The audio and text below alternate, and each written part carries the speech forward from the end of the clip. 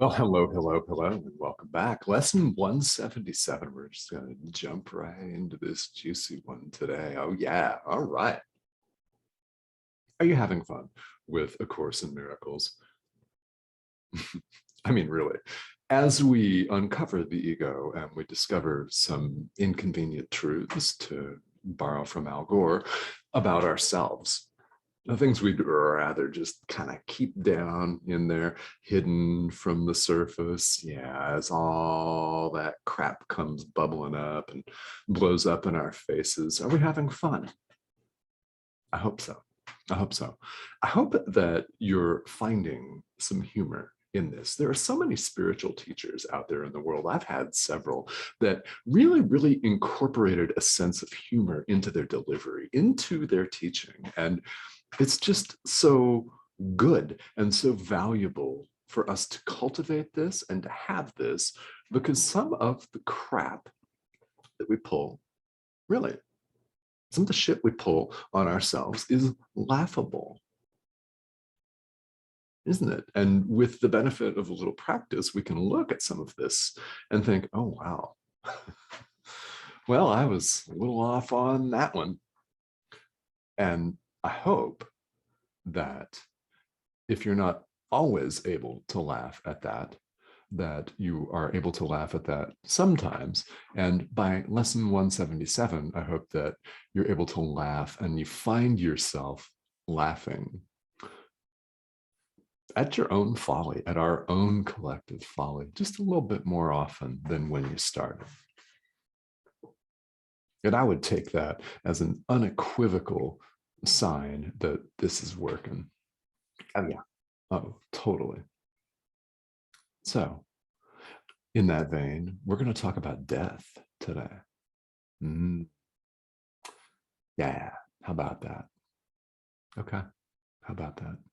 Lesson 177, as always, we're in a review period. So the common theme throughout all of these review ideas is that God is but love, and therefore so am I. In practicing lesson 177, I invite you to spend as much time with that idea as you possibly can. God is but love, and therefore so am I. Now we start talking about death. Oh, yeah. Yeah. We're reviewing lessons 163 and 164. Lesson 163 just calls it like it is. Jesus calls it precisely like he sees it and experiences it. There is no death. The Son of God is free. Okay. Two very powerful sentences combined in one idea. There is no death. The Son of God is free. Say it with me. Yeah. Let's talk about death, right? Here in the world, we are fond of saying there are only two things for certain: death and taxes. And depending on who you are and where you live in the world, there might be some wiggle room with the taxes, but not with the idea of death, which is held out there as all of our destiny, all of our reality, the end. And the concept itself is worshipped. It's worshipped. It's held inviolate. As long as we identify with the ego and its loving temple that it loves and hates, just like Gollum in The Lord of the Rings loved and hated the ring, despised it, couldn't live without it. The ego's little tool there, the physical body, identify with it, hate it, want to kill it at the same time. Yeah, vicious, right? Vicious. As long as we identify with the ego, we identify with the physical body, which doesn't last. Quite simply, does not last. And we may live for several decades, 80, 90 years, if we're fortunate. So many people don't even live that long. I think of so many people that actually pass away at an early age in life. It seems to us, to all of our senses, to all of appearances, that there is death. However, there's a part of us that knows otherwise, that there is no death. Doesn't matter what religious or spiritual tradition you were raised in. In my own example, I was raised in a couple of different fundamentalist Christian traditions in the United States. One my parents left when I was about 8 years old. The other I left when I was 15 and got my driver's license. So you see where I'm going with that one. It's very interesting because I always knew that there was more to it. Now you're watching this because at some point in your life, you, I know, have had a similar moment, a similar experience of just thinking, there's got to be more to it than this.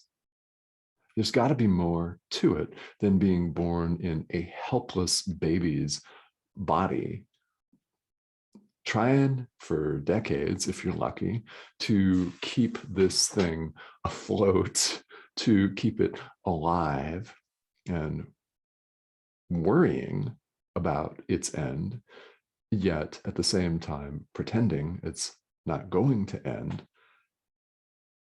Stress, disease, traumatic accidents. I mean, I've had one of those.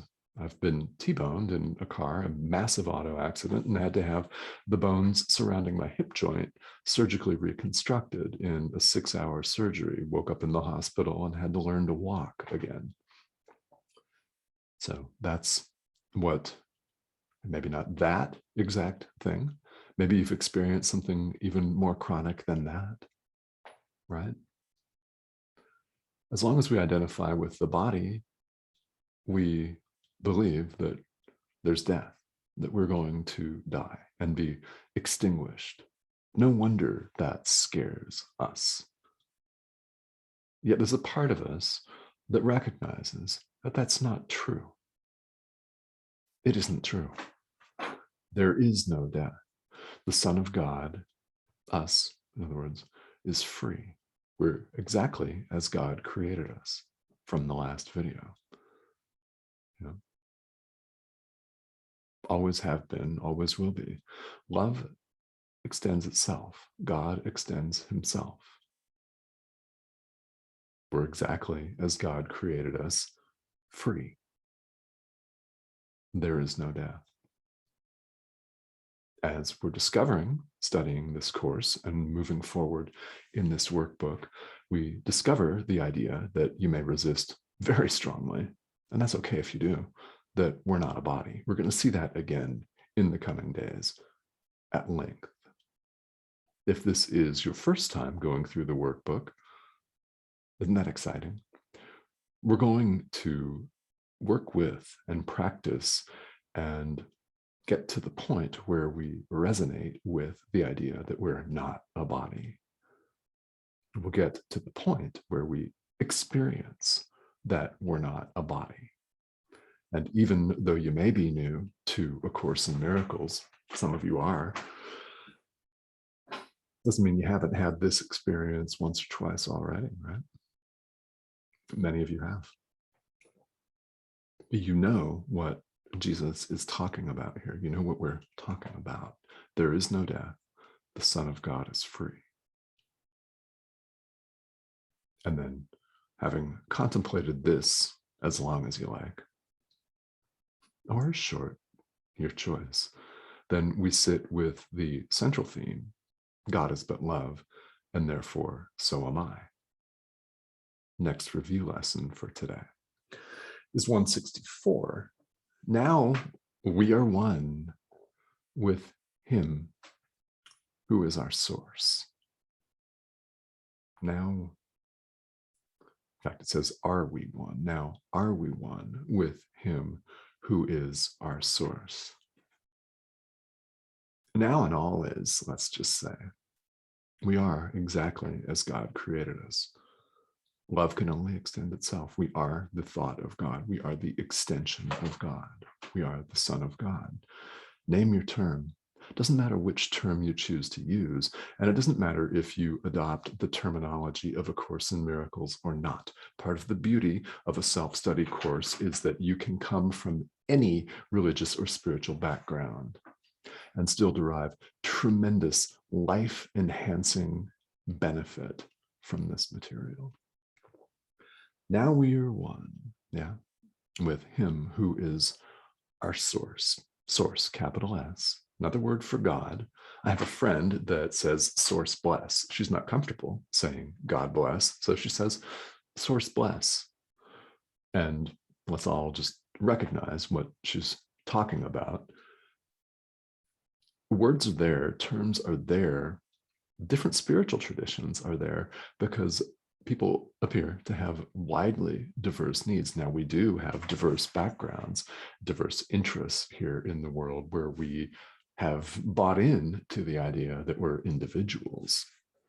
So using that idea to benefit all of us and to dissolve that difference means we have access to all of the panoply of spiritual traditions on this planet right now. With the internet, there's no reason not to go deep with your own study and practice. So to whatever extent A Course in Miracles plays a role in that, whether that's the central role or whether it is a bit part, there's still something of tremendous value for you in each and every one of these lessons. Now we are one with him who is our source. One with.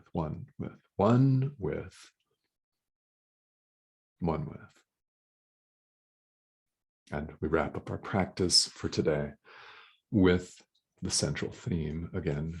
God is but love, and therefore, so am I.